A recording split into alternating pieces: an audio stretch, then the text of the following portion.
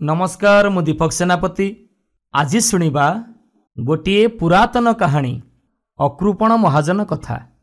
परिवेशन परशुराम बेहेरा।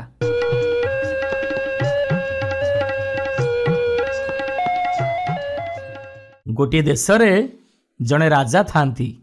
राजा थिले अत्यंत गुणी ज्ञानी आउ मानी। तांकर अनेक मित्र थिले। राजा प्रत्येक सप्ताह रे थरे तांको मित्र मानंकु पाखकु डकई सुख दुख हुअंती। सेमानंक ठारु परोक्षरे राज्यर खबर संग्रह करंती एवं आवश्यक परामर्श मध्य ग्रहण करंती। तांकर मित्रमानंक मध्यरे जणे कृपण महाजन थिले। तांको ना होउची अकृपण महाजन। नाटा सिना अकृपण हेले सिए भारी कृपण। अचलाचल संपत्ति तांकर हेले जोगी भिकारी को केबे मुठिए भिक देइथिबार केही केबे देखि नांती कि सुनी नांती। बुढ़ार ना शुणिले समस्ते नाक टेकंती। दैवात जदि कहा तुंडरू ता ना बाहरी पड़ीची शुणिथिबा लोक कहंती से कांपी बुढ़ार नाटा सकाळु सकाळु तू आज मुहरे धरलुणी देखिबु तते पानी टोपे भी मिलिबनी। तारे कृपण स्वभाव विषय रे राजा पात्र मंत्री पाखरु बारंबार शुणी शेषरे दिने स्थिर कले ताकू परीक्षा करिवे। तेणु दरबार कार्य चालुथिला बेले उपस्थित सभासद वर्ग को कहिले, मोर मित्र अकृपण महाजन ठारू जीए किछि टंका मागिकी आनी देई परिबो ताको मु पुरस्कृत करिबी। किंतु सावधान, टंका कथा मु कहिछि बोली से जेमिति न जाने।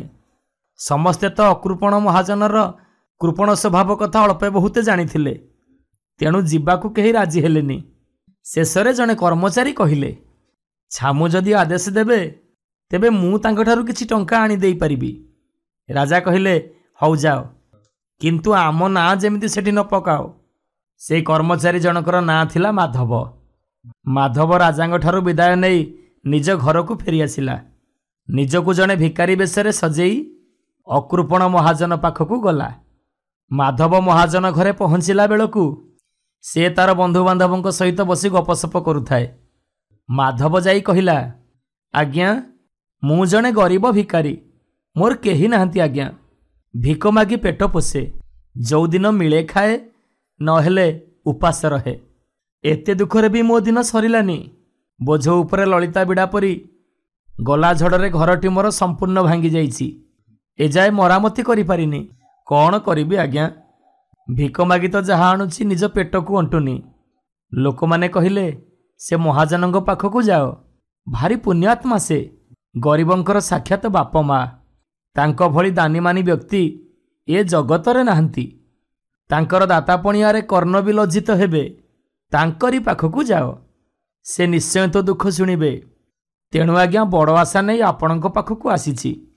आपण ए गरीबटा प्रति दया करंतु। बंधु मानक गहणरे अकृपण प्रथमे निजर प्रशंसा शुणी भारी खुशी हेगला। किंतु लोकटाकू किछि दबाकू पड़िबो जानी ता हालुक सुखीगला। हेले कौन करिबो, बंधु माने तो सब बसचंती। मना करदेले निजर सम्मान जीव। तेणु से उपायटीए पांची कहिला, आसंता रविवार दिन सकाळु आ, मु तो मन खुशी करदेबी। महाजन मुहरु एतिकी शुणी माधव कृत्यकृत्य हेई तार प्रशंसा गान पूर्वक सेठारु चलीगला। महाजन मध्य मने मने आश्वस्ति लाभ कला। जा हौ गोटे ग्रह गला। ठीक रविवार दिन सकाळु सकाळु माधव महाजन दांड दुआर मुहरे पहुंचिला। एणे कौन हेइछि ना, ता पूर्व दिन राति महाजन ता पुओ भारीजांगू सतर्क करी कहि देइथिला, देख से दिन टंका मागिबाकू आसीथिबा लोकटा जदि काली आसी मते खोजिबो मु घरे नाही बोली ताकू जणै दबो। माधव दुआर मुहरे ठिया हेई महाजनंकू डाकिबा मात्रे ता पुओ बाहरकू आसी कहिला, बापा नाहंती, जाओ। ए कथा शुणी माधव कहिला, ताहले एते गुड़ा बाट परिश्रम करी आसीबा कोन मोर वृथा हेई जीवो। नाई बाबू, जदि से नाहंती ताहले से आसीबा पर्यंत मु एठी अपेक्षा करी बसिबी। तांकू भेट करिकि आज जीबी। एतिकी कही माधव ता पिंडा उपरे बसी पड़ला। महाजन पुओ घर भितर को चलीगला। किछि समय पर पुणी फेरी आसी कहिला, तमकू परा कहली बापा नाहंती बोली तमे पुणी एठी काहेकि बसी रहिल, जाओ। माधव कहिला, बाबू मु जणे निहाती गरीब लोक, बहु दूर मोर घर। बड़ आशा नहीं बाबूंक पाखकू आसीथिली। सी जेतेबेले आसुचंती आसंतु, तांकू भेट करबा मोर परा निहाती दरकार। महाजन पुओ कहिला ना तांको भेट आउ हेई परिबनी। माधव पचारिला काहींकी बाबू? महाजन पुओ कहिला तमे काला ना जड़ा? कहली परा से आउ नाहांती। नाहांती माने? माधव बुझी न पारि विस्मय महाजन पुओ मुह को अनै रहिला। महाजन पुओ कहिला से सबुदिन पई आमको छाड़ी चली जाइछंती। एबे माधव कहिला बाबू चली गले? केड़े महत लोक से दिन मो कथा शुणु शुणु तांका आखिरु लुह आसी जाइथिला। मते धनरत्न दबा पई सांगे सांगे से राजी ही जाइथिले। सांगे सांगे से राजी ही जाइथिले। तेणु मु आज केड़े आशा नहीं धाई आसिथिली। हेले निष्ठुर विधाता सहिलानी। एभली महत पुरुषंकु अकाଳରେ ନେଇଗଲା। ହଉ भाग्य छड़ा पथ नहीं। कौन करिबा, जहा हबार थिबो हब। एमिति माधव मुंड कोड़ी खूब कांदिवार छलना कला। तापरे कहिला बाबू बहुत गुड़ाए बाटरू चलिकी आसीथिली। बाबूंकु सिना बंचिथिबा अवस्था देखि पारलिनी। हेले तांको मला मुहंकु देखि माटी मुठाई देई चली जीवी। अनुग्रह करी मते तांको सब पाखकु नहीं चलंतु। ए कथा सुनी महाजन पुओ घर भितर को गला। आउ महाजन को सबु कथा कहिला। महाजन बड़ अठा काठी रे पड़ीगला। भल जिदिया लोक ये। हठात उपायटे चिंता करी ता स्त्री को कहिला मु एठी सोउची, तमे मो ऊपर चादर खंडे घोड़े देई मो मुंड पाखरे बसी कांदिबा आरंभ कर। से आसी मते मरी पड़िथिबार देखि चली जाऊ। ता स्त्री कहिला मला मला ये गोटा की काल कथा बा? से काम मो देई हेई परिबनी। ताकू किछि टंका देई दियो, से नेकी जाऊ। टंका कथा सुनी महाजन चिंकी उठिला। टंका कौन गछर फल? केते कष्टरे धन रोजगार हेइची से कथा मु जानिछि। ताकू काईकी देबी? सी आमर को गात ना चुली। से दिन से सांग संगातक मेलरे ज्वाइंटा मोर बसिथिला। समस्तक आगरे से मते टंका मागिला बोली मु ताकू नाही करि पारलिनी। हाँ कहिदेली। ता बोली कोन मु ताकू टंका देबी? ना से कथा हेई परिबनी। मो कहिबा कथा अनुसार काम कर। शेषरे आ उपाय न पाई महाजन स्त्री महाजन मुंड को कोल उपरे रखी बाहुनी बाहुनी कांदिबाकू लागिला। महाजन पुओ भी बाप गोड़ पाखरे बसी खूब कांदु थाए। एबे माधव जाई सेठी पहुंचिला। महाजन स्त्री आउ पुओंकर छाती फटा कांदणा सुनी माधव आखिरु लुह पोछि कहिला मा बहु आशा करी बाबूंको ठारु किछि नबा पई आसीथिली, किंतु निष्ठुर विधाता ता करई देलानी। तेणु फेरी जीवा पूर्वरु बाबूंको मुहरे मुठे माटी देई जीवी। तमे टिके मुहरु चादर काढी दियो। महाजन स्त्री मोटे राजी हो नथिला। माधव मुहरे माटी न देई जीव नाही बोली जिद धरिबारु बाध्य होई महाजन मुहरु चादरटी को अल्प काढी देला। माधव गोड़ी माटी मिसा गुलाटीए नेई महाजन बुढ़ा मुहरे खूब जोर रे मारी देला। जहा फल महाजनर गोटे दांत भांगी गला। से जंत्रणार चित्कार करी उठी बसी पड़िला। आउ कहिला देबिनी देबिनी देबिनी। सकाळु पहरु आसी मते नयांत कलुनी। जा चली जा एठू। माधव काकुति मिनती हेई कहिला आज्ञा आपण से दिन मते नाही कर देलेनी। आपण कहिथिले बोली सिना मु एते कष्ट करी एते दूररु आसिली। आपण मते जहा हेले भी किछि दियंतु। 5 घर मागी बोली थिले 5 पोष चाउल पाई थांती।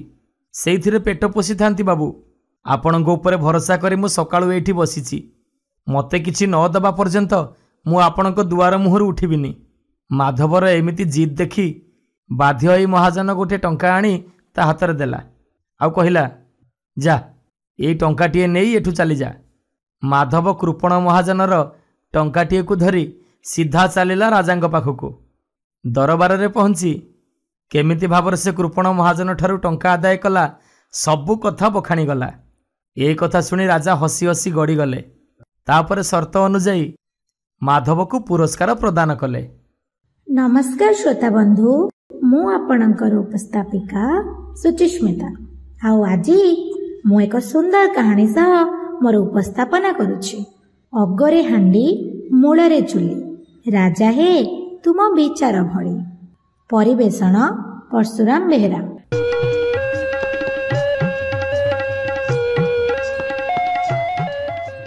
ए वर्ष भारी शीत, हाथ केम्पा हो जाऊ थाए, दांत ठक ठक बाजू थाए। ए मंजथरा शीतरे राजा दिने कहिले तम भितरु किए पारिब कि ए जो दल गड़िया बद्ध बसिछि सेथिरे राति जाक बुड़ी किए सकाळ जाके रही पारिब? 1000 सुना मोहर देवी। ପାଖ ଲୋକେ ଏ ତା ମୁହଁକୁ ସେ ୟା ମୁହଁକୁ ଚାହିଁଲେ। 1000 ସୁନାମୋହର କିଛି ଅଳ୍ପ ସ୍ୱଳ୍ପ ନୁହେଁ, ଗୋଟାଏ ତ ରାତି ଆଉ। ଯିଏ ଭାବିଲା ଆରେ ବାପରେ ଶନିପାତ ଘଟିଯିବ, ବଞ୍ଚିଲେ ତ ଭୋଗ କରିବା ସେ 1000 ସୁନାମୋହର। ଏ ଦେହ ଥିଲେ ସର୍ବ ପାଇ। ଜଣେ ହେଲେ କାହାର ସାହସ କୁଳେଇଲା ନାହିଁ। ମୁଣ୍ଡ କୁଣ୍ଡାଇ ତଳକୁ ମୁହଁ ପୋତି ସମସ୍ତେ ଛିଡ଼ା ହେଲେ। ରାଜା ଆଜ୍ଞା ଦେଲେ, ରାଜ୍ୟରେ ଡେଙ୍ଗୁରା ଦିଅ। ଏ ପଦ୍ମ ପୋଖରୀ ବେକ ଯାଏ ଯେ ରାତିରେ ବୁଡ଼ି ରହିପାରିବ ସେ 1000 ସୁନାମୋହର ପାଇବ। ମଦନାର ବାସି ଓଳିକି ଦାନା ନାହିଁ। ସେ ବିଚାରିଲା ସବୁଦିନ ମରିବା ଅପେକ୍ଷା ଦିନେ ମରିବା ଭଲ। ଆଇସ ବଳ ଥିଲେ ମାଲିକ ମାରିବ, ହରି ରଖିଲେ ବା ମାରିବ କିଏ? ହରି ରଖିଲେ ବା ରଖିପାରିବ କିଏ? ଯାହା ଯୋଗ ଥିବ ସେଇଆ ହବ। ଜୀବନ ଯାଉ ନଇଲେ ରହୁ। ସାହସେ ତରି, ସାହସେ ମରି, ସାହସେ ଘର ଦୁଆର କରି। ମଦନା ଆସି ଛାମୁରେ ଦେଖା କଲା।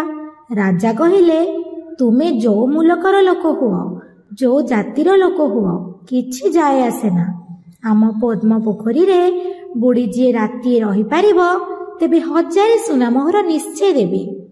ମଦନା ସରସର କରି ତେଲ ଲଗେଇଦେଲା, ଯେମିତି ଦେହରେ ପାଣି ନ ଭେଦିବ। ଆଣ୍ଠୁଏ ବଳା ଗଣ୍ଠିଏ ଜଙ୍ଘେ ଅଣ୍ଟାଏ, ତାପରେ ବେକେ ପାଣିରେ ପଶିଲା। ସେହିପରି କିଛି ସମୟ ଛିଡ଼ା ହୋଇ ରହିଲା। ପହରକ ପରି ଯୋଉଠି ବସିଲା ବେଳେ ପାଣି ହବ ବସି ରହିଲା। ପହିଲେ ଶୀତେଇଲା, ମଞ୍ଜ ଧରିଗଲା, ତାପରେ ଦେହଟା କାଠ ହୋଇଗଲା। ରାଜାଙ୍କ ଉଆସରେ ଜଳୁଥିବା ଗୋଟିଏ ଆଲୁଅକୁ ଚାହିଁଥାଏ। ଏଡ଼େ ଶୀତରେ ପାଣି ଭିତରେ ବି ମଦନକୁ ଟିକିଏ ଛାଇନିଦ ଲାଗିଲା। ତା ଆଖି ଫିଟିଲା ବେଳକୁ ଦେଖିଲା ସିନ୍ଦୁରା ଫାଟିଲାଣି। ରାଜାଙ୍କ ଜଗୁଆଳେମାନେ ଡାକିଲେ, ମଦନ ଉଠି ଆସ, ଆମେ ସାକ୍ଷୀ ରହିଲୁ। ମଦନ ଶୁଖିଲା ଲୁଗା ପାଲଟି ଯାଇ ଛାମୁଙ୍କ ପାଖରେ ଦେଖା କଲା। ରାଜା ପଚାରିଲେ, ଏଡ଼େ ଶୀତରେ ତୁ କେମିତି ଏ ତଳୁଆ ପୋଖରୀରେ ରହିଲୁ? ମଦନା କହିଲା, ଛାମୁଏ, ଉଆସ ଆଲୁଅକୁ ଚାହିଁ ଚାହିଁ ରାତିଟା ପାହିଗଲା। ରାଜା କହିଲେ, ଆମ ଆଲୁଅ ଲାଗି ଜାଣ ତତେ ଶୀତ କଷ୍ଟ ବାଧିଲା ନାହିଁ। ସୁନାର ମୋହର ତେବେ ଆମର, ତୁ କାହିଁକି ନବୁ? ଏ କଥା ଶୁଣି ମଦନ ଥକ୍କା ହୋଇ ବସିଗଲା। ସତେ ଯେମିତି ତା ମୁଣ୍ଡରେ ଆକାଶଟା ଛିଡ଼ି ପଡ଼ିଲା। ରାଜା ଗୋଜା, ଯାହା ବୁଝିଥିବେ ସେଇଆ, ତାଙ୍କୁ ବୁଝାଇବ ବା କିଏ? ମଦନା କାନ ମୁଣ୍ଡ ଆଉଁସି ଆଉଁସି ଘରକୁ ଫେରି ଆସିଲା। ମୁହଁଟି ଶୁଖି ଯାଇଛି। ଘରକୁ ଫେରୁଛି, ଦେଖା ହେଲା ଜଣେ ପଣ୍ଡିତଙ୍କ ସଙ୍ଗେ। ପଣ୍ଡିତେ ପଚାରିଲେ, କିରେ ଏଡ଼େ ମୁହଁ କାହିଁକି କରିଛୁ? ମଦନ କହିଲା, ମୋ ଦୁଃଖରେ ମୁଁ ଯାଉଛି, ମୋ ମୁହଁ ଶୁଖିଲା ତ କ'ଣ ହେଲା? ତମେ ଭଲ ଲୋକ, ତୁମେ ବାଟେ ବାଟେ ଯାଅ, ମତେ ପଚାରୁଛ କାହିଁକି? ଦବ ନା ନବ? ମୋ ଦୁଃଖ ମୋର, ତୁମ ସୁଖ ତୁମର।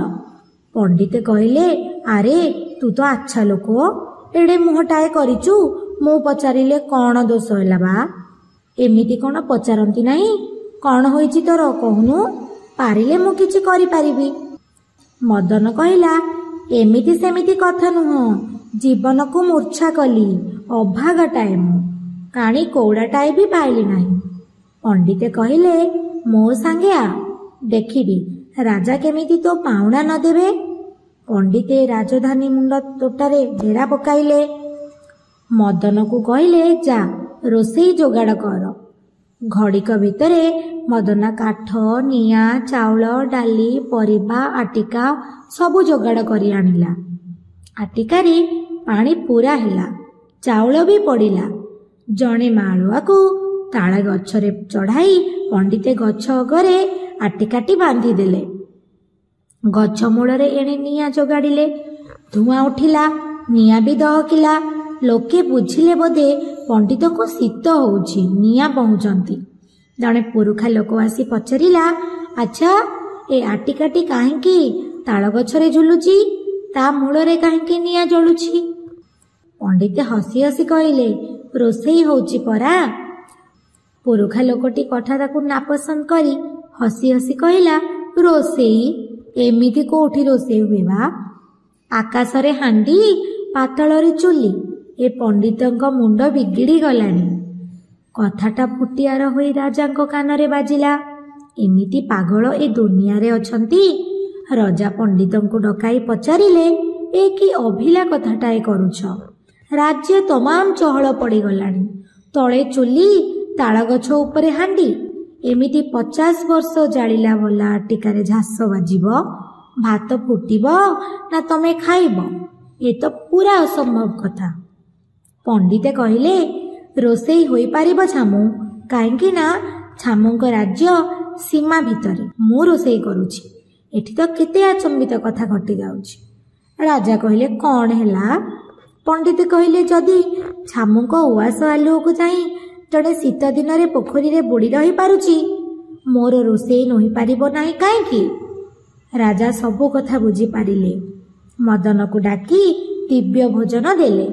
ପାଟ ଖଦି ସୁନା ମୁଦି ଦେଲେ। 1000 ସୁନା ମୋହର ମଧ୍ୟ ଦେଲେ। ଶ୍ରୋତା ବନ୍ଧୁ, ମୋ କଥାଟି ଏଇଠି ସରିଲା। ଆଉ ଏ କଥାରୁ ଆମେ ଏତିକି ଜାଣିଲେ କି ଆମ ପାଖରେ ଯଦି କୌଣସି ଶକ୍ତିଶାଳୀ ପଦବୀ ଅଛି, ତାହେଲେ ସେ ପଦବୀରେ ଆମେ କେବେ ଦୁରୁପଯୋଗ କରିବା ନାହିଁ। ବରଂ ଯେଉଁମାନଙ୍କର ଦରକାର ଅଛି, ଯେଉଁମାନେ ସାହାଯ୍ୟ ଭିକ୍ଷାରେ ଆସୁଛନ୍ତି, ଆମେ ତାଙ୍କୁ ସାହାଯ୍ୟ କଲେ ଆମର ନିଶ୍ଚିନ୍ତ ମଙ୍ଗଳ ହେବ। ଧନ୍ୟବାଦ।